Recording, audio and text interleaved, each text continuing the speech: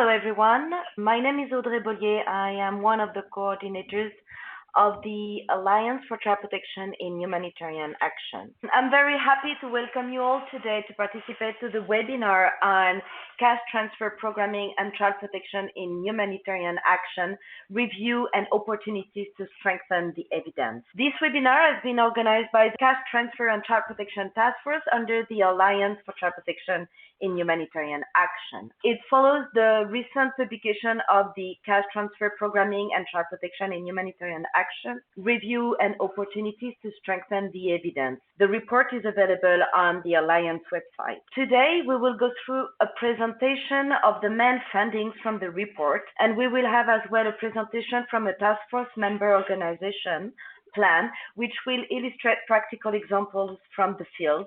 Then we will dedicate time to the Q&A session. First, let me introduce Layal Sarrouh. Layal is a senior child protection and humanitarian consultant and the researcher and the author of the report. She has worked in technical assistant, coordination, research, and advocacy roles with different UN agencies and NGOs, with a focus on conflict-affected population in West Africa and the Middle East. Layal, I will hand over that to you. Thank you for joining us today. I'm going to briefly go through the report, predominantly the main findings, and we'll keep the presentation of the report itself short to allow for more time for questions afterwards. If at any point of time you can't hear me, please someone just flag it in the chat. Here we are. Okay, next slide. So to briefly go through the introduction and background and the reasoning for this report, I think we're all aware that cash transfer programming, and we are going to be using the 2018 language, just reflective of the more common terminology when the report was written, is increasingly playing a more prominent role in humanitarian response. The funding nearly doubled between 2014 and 2016. It's playing a role in a lot of the major interagency and multi-country initiatives, such as Grand Bargain, Sustainable Development Goals. And so the question for child protection practitioners becomes how can we work with colleagues across sectors? How can we leverage the benefits and the advantages that cash transfer programming can provide to achieve stronger outcomes for children? And so this report came together with a want to look at what information and what evidence exists and to strengthen our understanding in this area, and identify opportunities and priorities to move forward. And all that will fall under will be led by, I should say, the Cash Transfer and Child Protection Task Force of the Alliance, which will be using some of these findings to generate participation and investment towards strengthening this area of work. We're not going to spend a lot of time on the methodology, but just very briefly, the literature review component was actually sourced and based on two recent evidence reviews that were published, both of which included child protection and humanitarian action within the reviews, but did not have an exclusive focus. So the first was a report on child outcomes within cash transfer programming more broadly, published by Save the Children. And the second was a evidence review and mapping of education and child protection in emergency settings, published by CALP. This literature review was supplemented through key informant interviews done either individually or small groups. 25 people participated in total from a very sort of rich diversity of backgrounds, or technical advisors, people who do research in these areas, practitioners across all sort of different areas of work in humanitarian and development settings. And what we found is that really helped to nuance and provide context and really sort of give some meat to what was found in the literature and priorities and ideas of where to go forward. And at this moment, I just want to thank those who participated in this exercise. I see some of you are on the call, and so just again to thank you for your time. Your inputs were extremely valuable in realizing this piece. So findings. The findings of the report are sort of split into two different areas, and we'll go through them a little bit. Predominantly in terms of evidence for child protection and cash transfer programming, it comes from unrestricted, unconditional cash transfer programs and multi-sector programs. They are mostly concentrated on the areas of child protection, child labor, and mental health and psychosocial support. And they are often not primary outcomes of the programming. Child protection outcomes more often came up as secondary effects, as side effects, spillovers sometimes they're called, but weren't necessarily the primary focus of the program or amongst the main outcomes. And that's an area that we think could be strengthened going forward, this idea that more rigorous designs, more rigorous research would facilitate a better understanding of how and where and if cash transfer programming can strengthen different areas of child protection. And that's an important point because even in the studies that did find significant contributions of cash, did find significant findings, let's say, of a cash transfer program facilitating a reduction in child labor, even the authors of those studies would point out that because of insufficient data or comparison groups, it's really difficult to attribute that directly to the program, which is obviously what we would like to be able to achieve to build from. So it's a really, there's a strengthening piece that can be done. And a working with other sectors piece that's also needed.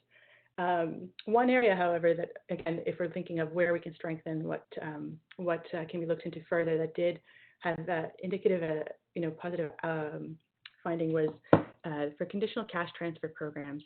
It's found that for certain pieces of behavior change, so for child protection, we think of child labor, we think of reasons why children are married at younger ages.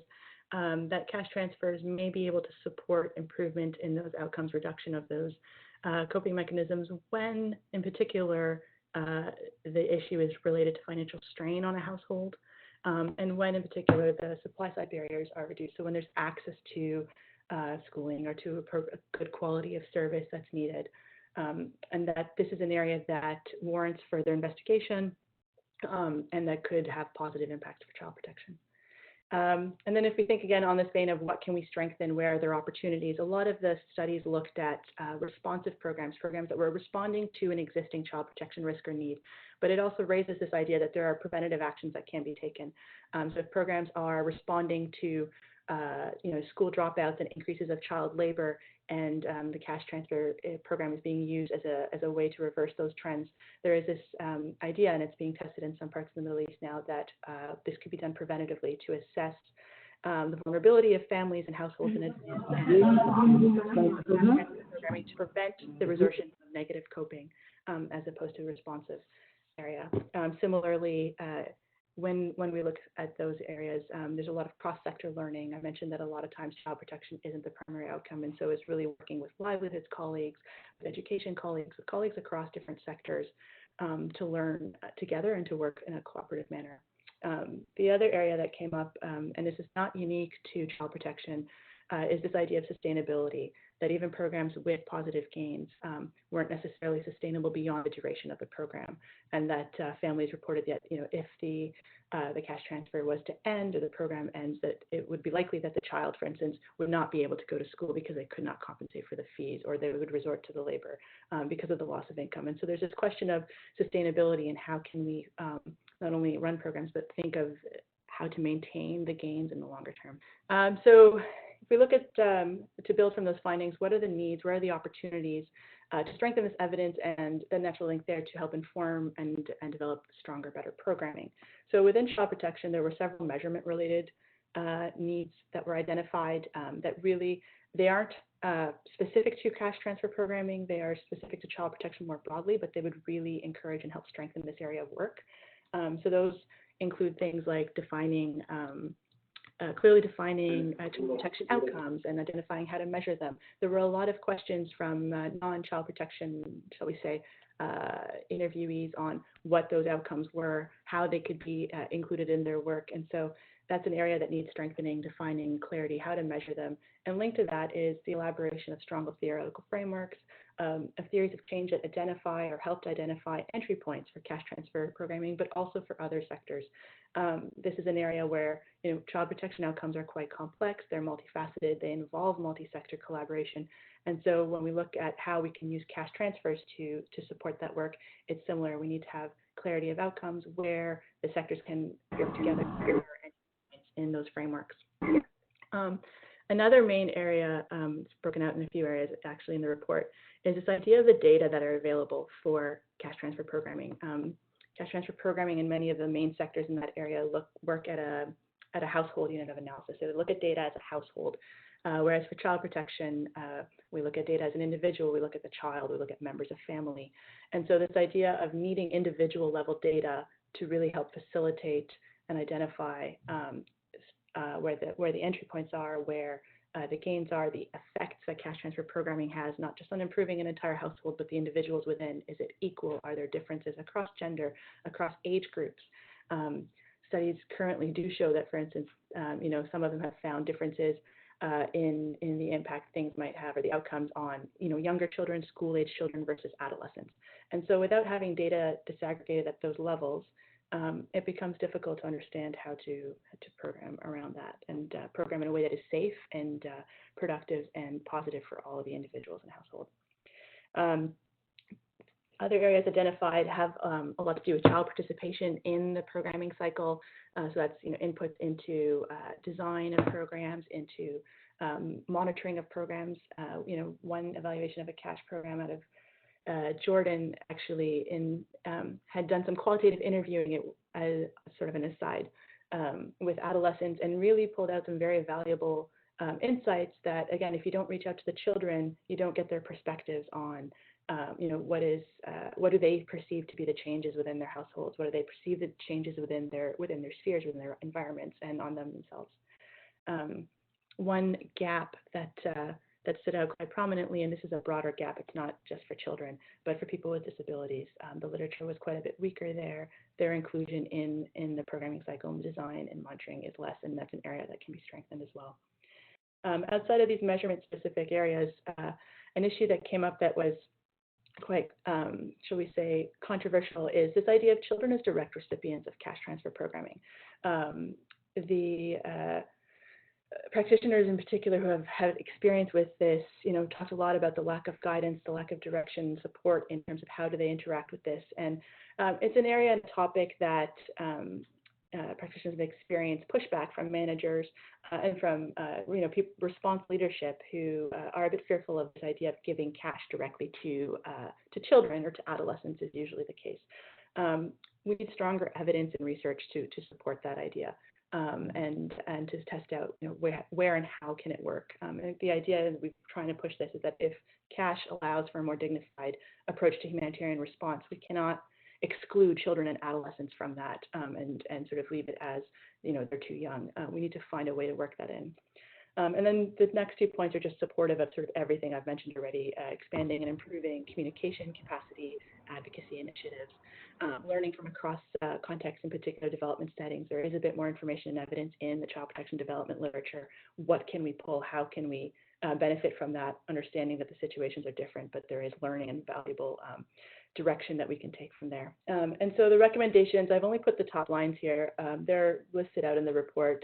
But they speak to everything I was just mentioning. So how, ways to approach generating stronger quality evidence and research, partnership with academic institutions and across other sectors, strengthening prevention and response linkages to child protection, understanding where those are and how we can use cash transfer programming to improve those outcomes, the measurement related gaps, this idea, that needs to be unpacked of children as recipients, how and where is it safe, is it responsible, and how do we include them in a dignified way in our responses.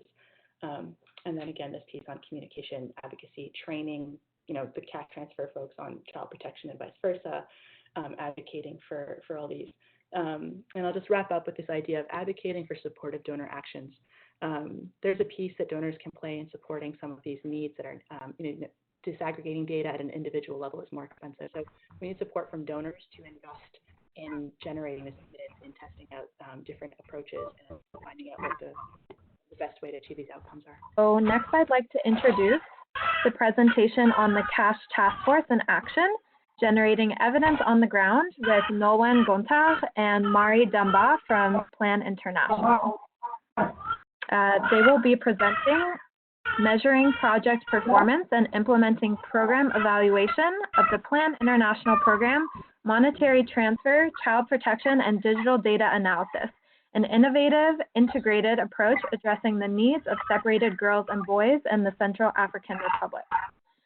So to introduce these presenters, First, Nolan Gontard is the Emergency Program Manager at Plan International Belgium, managing CPIE and EIE humanitarian projects in sub-Saharan Africa and contributing to the design of humanitarian programs.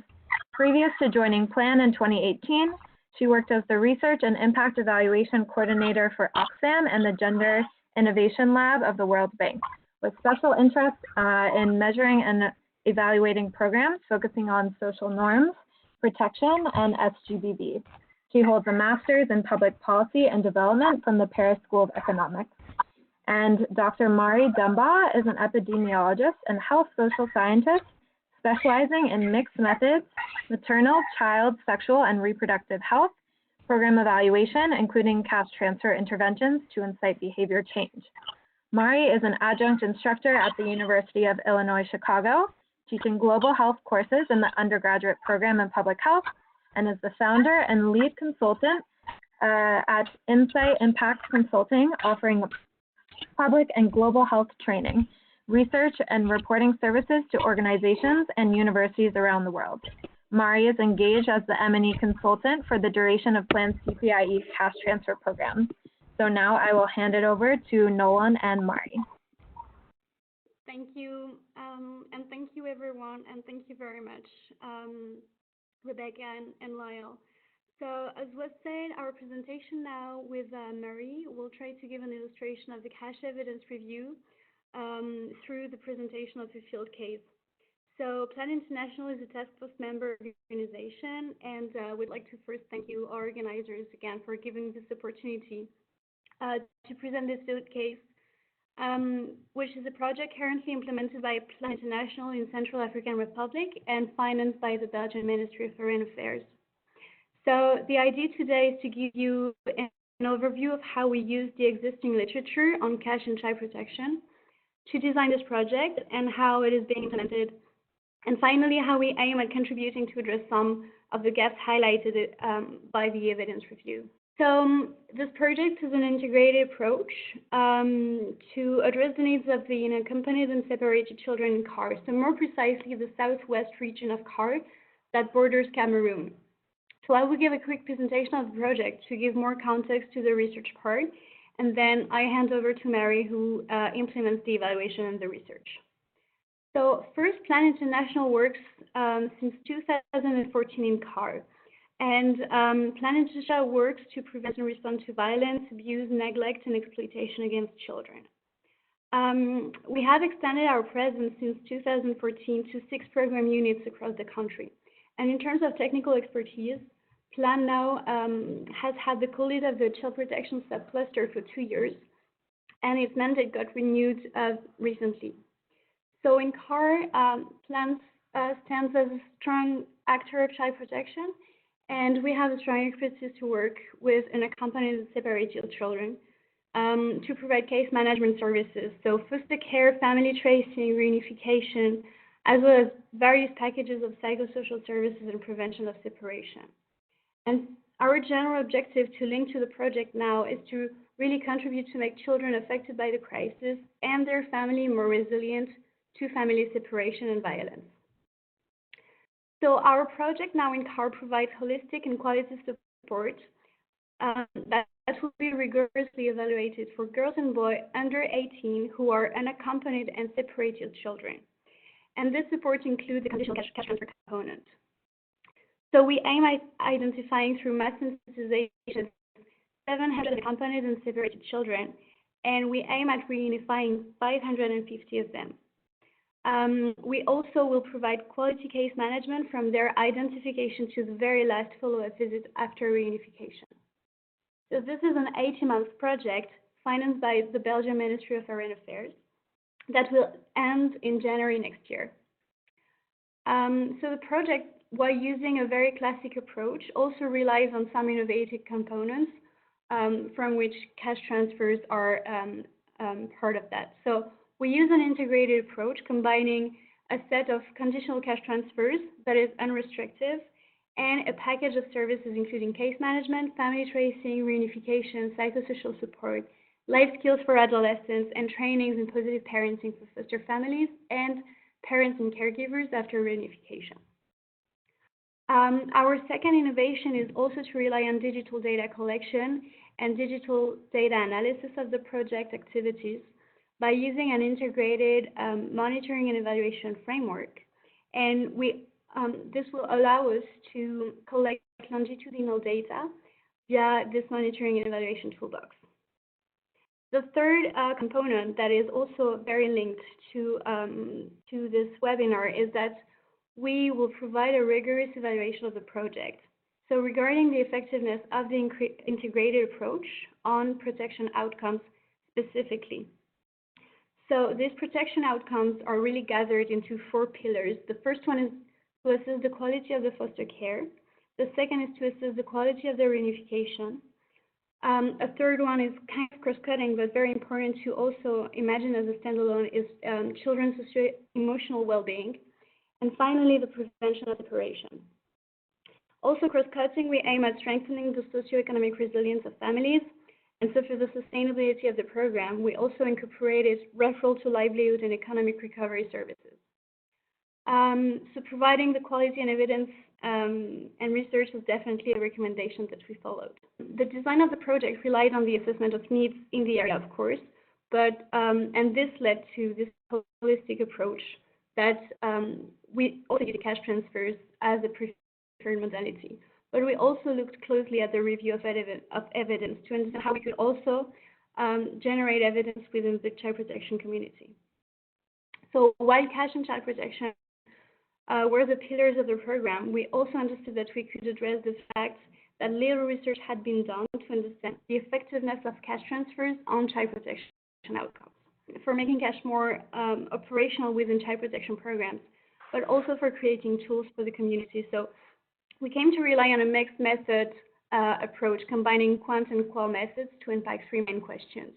And the first one is to understand if cash transfers, when they're combined with a package of services, are effective at strengthening the resilience of children and their family, but also preventing family separation, strengthening the overall protective environment of children. And we also want to understand how conditionality of cash transfers works with child protection outcomes. I think it's what we can go more into the details during the questions and answers. But the third one is also to give a qualitative investigation through focus group discussions to also understand how cash works, so understand the mechanisms of how cash works to affect child protection outcomes. Good morning, good afternoon, everyone from Chicago. The program that Nolan just described has 3 main stages, and the research I'll describe using those 3 stages. The first is the identification of the children who are unaccompanied or separated. The children are then placed, the second step, into foster care families. These foster care families receive 1 cash payment per month over the course of 3 months, and the conditionality for receiving that cash payment is to attend parenting and child protection sessions. Children also have psychological support in child-friendly spaces throughout that time. The third stage is the reunification with their biological or their primary families. This is, of course, the ultimate goal. And those families will also receive cash transfers, monthly payments over the course of 3 months.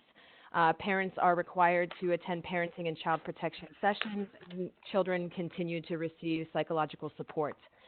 During this time, we're trying to investigate the quality of foster care as well as child resilience and the quality of the family's reunification situation and child resilience in that time. The 3 blue squares there represent the time points at which we will be doing evaluation data collection.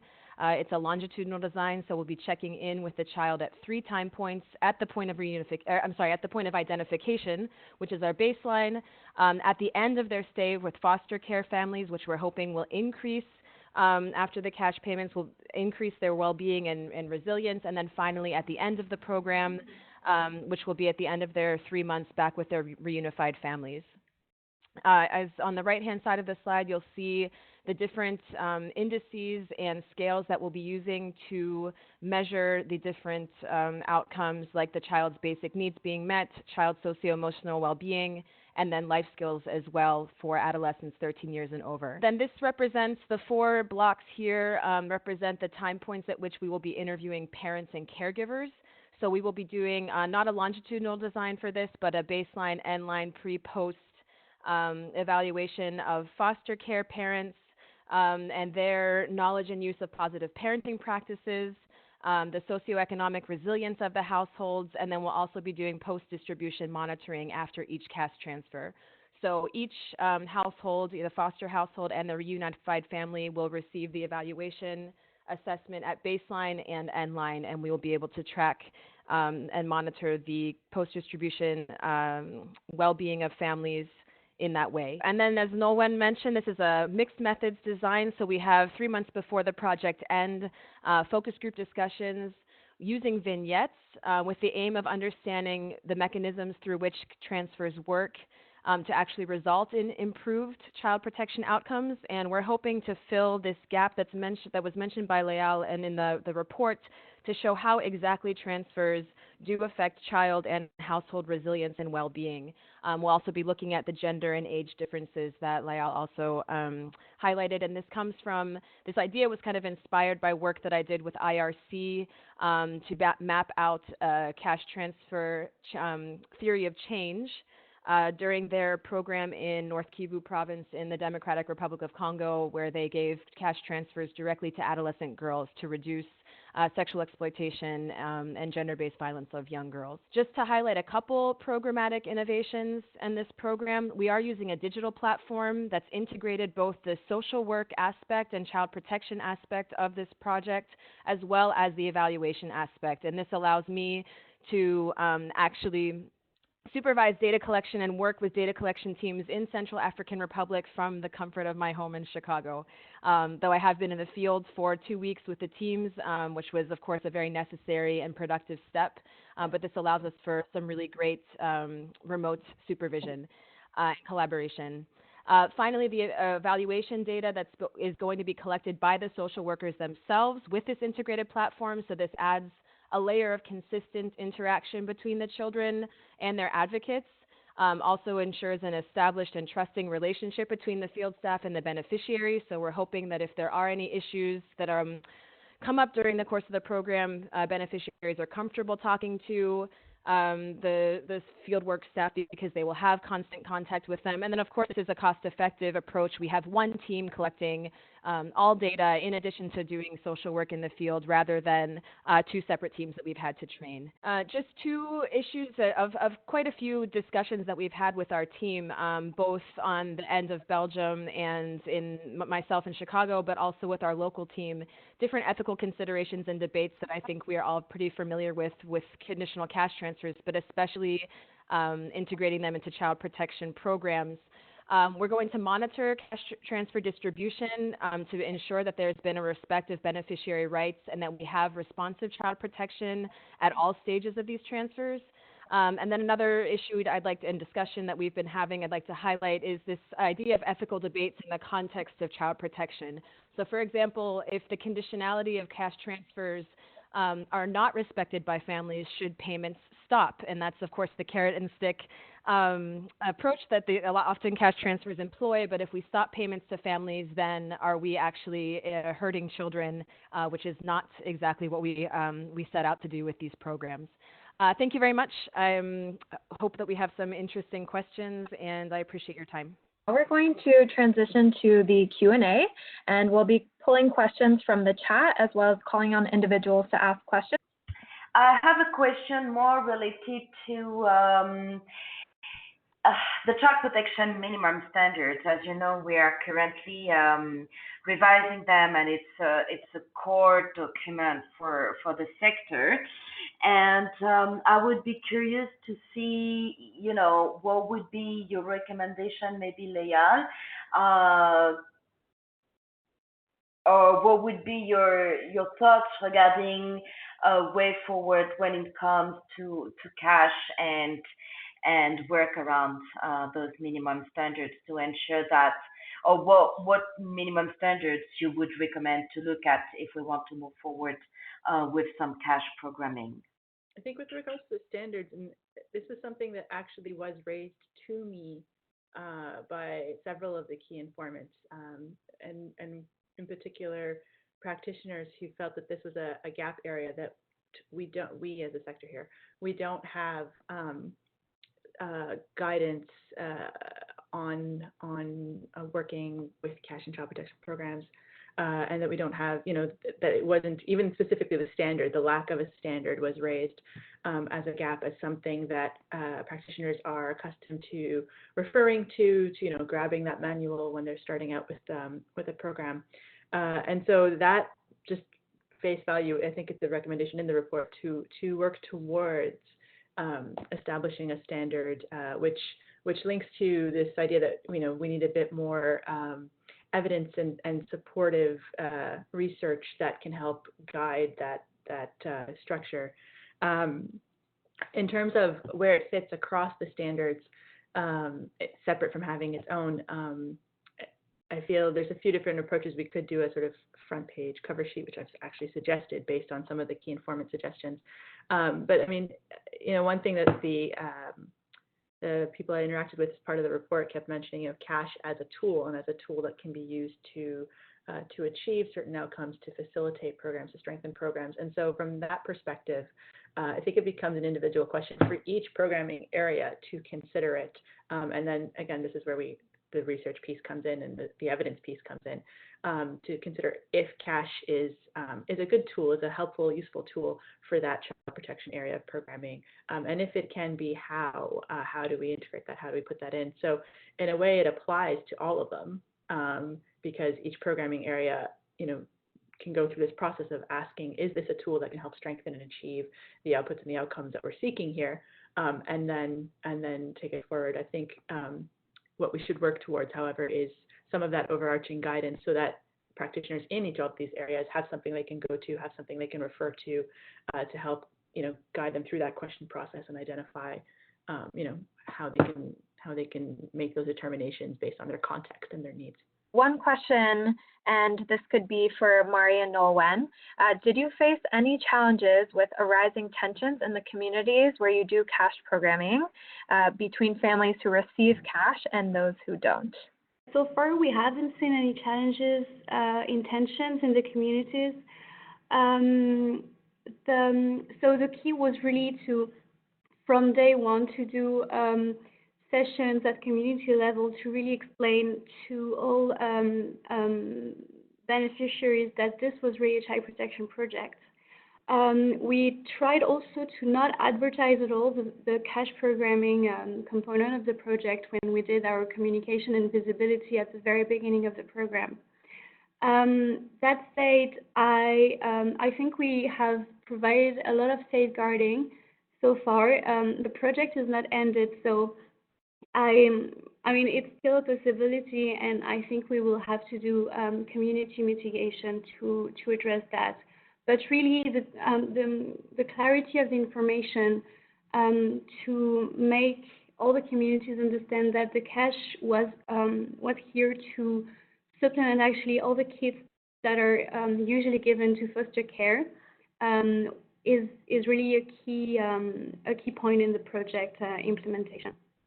And if I could just add as well, one question that is part of the post-cash distribution monitoring that each of the families that receives cash will have after each cash transfer is to ask if there are any negative feelings from neighbors, jealousy, anything like that the team should be aware of on the ground. So the nice feature of the digital platform is that as the overseer of all of this data coming in, if that question is answered in a positive way, that a beneficiary does experience any kind of negative reaction from community, I will actually get a notification that someone has answered that there is a negative reaction in the community, and then I can directly go to the team and Nolwenn with the program team and say, what are we going to do about this, and have hopefully a very quick reaction time to that happening.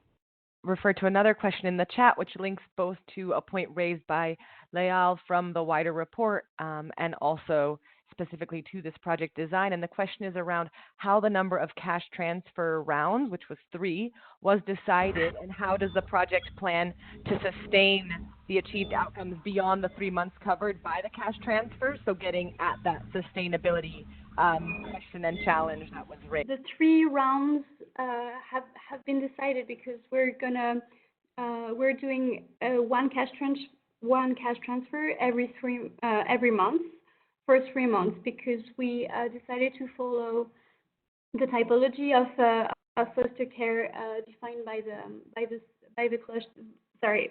the child protection subcluster in Central African Republic, and we decided to follow a short-term placement in foster care. So so basically, we follow this, which is from 0 to 3 months, and then when the foster care stays longer than 3 months, then we switch to another modality that is not actually covered by the project. By the core of the project that we presented today. So this is how it interacted. And on your second question, what kind of delivery mechanism has been adopted for the project? So we are relying on a conditional cash transfer, and that is unrestricted. At first, we also wanted to introduce some variation using another modality, which would have been an unconditional cash transfer. But this is a very interesting question and core working question for us at the moment, is that basically the program has become itself a conditional cash transfer because foster care and reunified families must attend key parenting sessions during the program.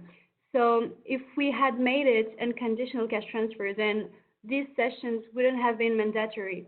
But from a child protection point of view in this context, we decided to keep attending the session mandatory to be part of the program and to be a foster care. So kind of by definition, the program became only a conditional cash transfer.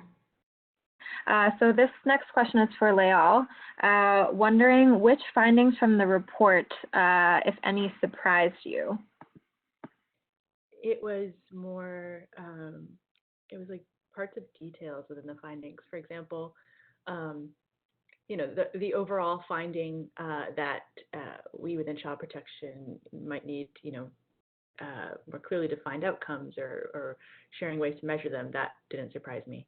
But in speaking with some of the key informants, realizing, for example, that some of them even whose work involves looking at child labor, not recognizing that that's a child protection issue, like being asked myself, like, is that something that's considered child protection? Really emphasized to me quite how much work we have to do in that area, and not just sort of defining them for ourselves, but also sharing and better communicating our work. And that's where some of the findings really all relate to each other. I think one of the other pieces, in particular around the children, the idea of children as recipients of cash transfer programs, it wasn't necessarily surprising that that was an issue and that was a challenge for some. But I think the level of depth that some practitioners described how much resistance they got to that, and what sounded like rather extreme lengths that were taken to avoid giving cash to children directly, and subsequently safeguarding issues that arose because of that, and not safeguarding in a way that we think is quite simple, just very obvious issues that, regardless of your particular sector or background, ought to have been clear. That's not necessarily a good way to approach a child or to be putting them at risk. That really did surprise me. And so I think those interviews are probably the most detailed and forceful in terms of what is needed in a sector and how much support or lack of guidance and support some practitioners felt. But it did, the extent to which they encountered resistance from senior leadership of humanitarian responses from within their organizations, and really just based on almost a black and white, like no children, no cash, instead of trying to figure out, okay, how and where and when, and if not, that there's still we have an obligation and responsibility as humanitarians to ensure that the services and needs that they have are being met. That did surprise me as well. I think kind of what you're getting at and some of those strong feelings also are reflected in some of the other questions that we're getting in the chat, which is really around what are the monitoring mechanisms and the sort of risk mitigation mechanisms that the plan team you've been able to put in place, given some of the very real, but also maybe some of the perceived risks that aren't always substantiated. How are you able, what are you doing? If you could just talk a little bit more around, mitigating around unintended protection issues, and some of those monitoring tools that you've adopted in the project? But so maybe one cross-cutting answer would be that the project is still ongoing, so this is also work in progress. I don't think I'm able now to address all the questions, but so mitigating unintended protection issues. Yeah, this is definitely something to have in mind. So our first mitigation strategy for that is to really rely on a service provider for the distribution of cash, also to protect the PLAM staff, and to rely on their security issues. So the cash is delivered physically, so we didn't have the logistics to secure the convoys, for instance. So we decided to rely on a service provider for the distribution of cash. Now, violence against recipients is, of course, much more our responsibility. And for that, well, what I can say is really that we have put in place a lot of safeguarding procedures. One of them being that all the teams have been extensively trained on child protection, of course on child protection, but also on cash transfer programming. So we had a cash and voucher specialist from Plan International training the teams for 6 weeks. And this has definitely been something that was extremely appreciated by the teams in order to get more familiar with the tools and how they can roll out the tools. So while this is still work in progress, and we're constantly refining the tools that we use for monitoring, I would say that our first lesson learned is to really value the training of the teams and give time to the training of the teams so that they can also feel familiar with these tools. There's a couple of questions just around, if a child is reunified, is the foster family still getting the cash? And would a child stay with the family after the cash is stopped? Yeah. Maybe you can just see that sort of bundle of 3 questions, I think, are quite practical program design questions. That would be useful to hear if that has been already clarified in the project. Yes, and I mean, you're very right to mention that it's really, yeah, I should have started by that, but it's really good to see all of these questions rising. And I'm also very reassured because all of the questions are the very questions that we've also asked ourselves, that we are also asking ourselves. So this is really great to see all this energy coming into the chat.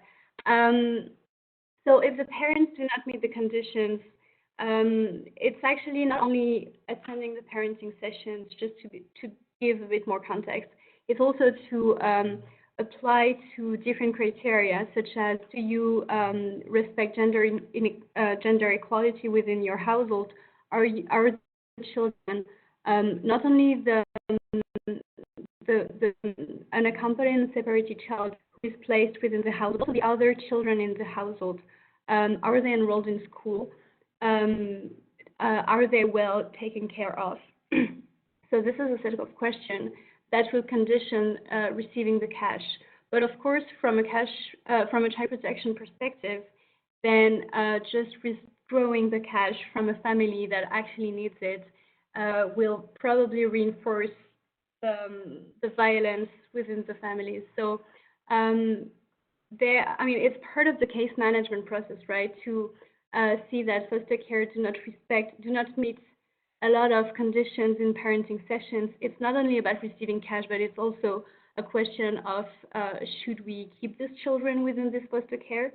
So, there are case management meetings within the teams, and usually there is a mediation with the family. So far, we haven't seen any serious case of violation of the conditions. This is also probably an invitation for us to share across the network all the lessons learned when the project ends, so that we also can have more lessons learned. But yeah, so far we didn't have this kind of violations, but once again, this is what's going to happen, mediation with the families. a lot of the foster families have been actually looking after these children. If anyone is familiar with the crisis, the timeline of the crisis in CAR, they've been looking after these children for quite a long time. Not all of them, but the point being that it was not necessarily for the most of the foster families that this cash transfer was the motivation to take in a foster child. So I think we have already families who are dedicated to the well-being of children in their community who they may or may not know already as a baseline, which helps. That again, this is not the case for every family.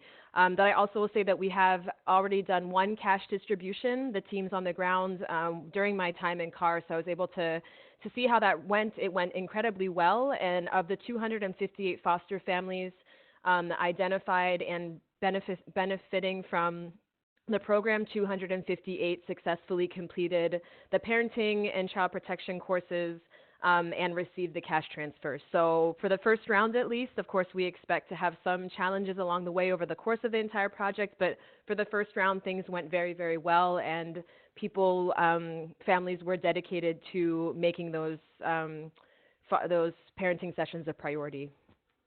I wanted to call on Stefano from War Child UK. We were wondering that if the reunification goes beyond the 3 months, she mentioned that there is a switch to a different modality. So we were wondering, is this modality within the same project or under a different project? And if you could elaborate a little bit on which form of support do you provide to these households in terms of socioeconomic support to make sure that the household is actually creating an enabling environment for the children to be reunified? So I see two questions. So for the first one, yeah, sorry, it was not very clear for me, but from me, actually we are using the framework of how it works in CAR with also the Ministry of Social Affairs, and so we're working on this project only on the time frame of 0 to 3 months. After that, we pass on to the Ministry of Social Affairs and let's say to other mechanisms that are not included into our program, which would be longer-term placement, but also, for instance, adoption. But this is something that we do not cover with this emergency project. I mean, I said that it's an 18-month project, so we cannot really extensively cover these aspects. But now on the sustainability of the project, and I'm sorry I forgot to address this one earlier, but what we do is that we also make the link between cash transfer and longer economic recovery. Plan International, it's not Plan International core business in the area in Central African Republic, but basically what we do is referral of the families to livelihood and longer-term economic recovery programs, such as village saving loans associations, for instance, or professional training through other partner NGOs in the area. All right. Well, thank you all so much to our participants and all of your amazing questions. Would really like to thank Audrey, our presenters, Layal, Nolwenn, and Mari from Plan, and my fellow co-chairs, Angela and Vanessa, for all your work in planning this webinar. We really appreciate all of your attention, and we know there are a lot of questions and comments that we didn't get to during this webinar, so we will be sending up a follow-up, and we'll try to kind of address some of the points that we didn't get to today. So if you're not already a task force member or someone who received the CASH task force emails, we encourage you to fill out your information in the link that I've sent, and I'll just send it again right now. And then we can make sure that you'll all be on the listserv, and we can circulate, you know, the learnings from this webinar and things going forward. So thank you all again, and we hope you have a great rest of your day or evening, depending on where you are.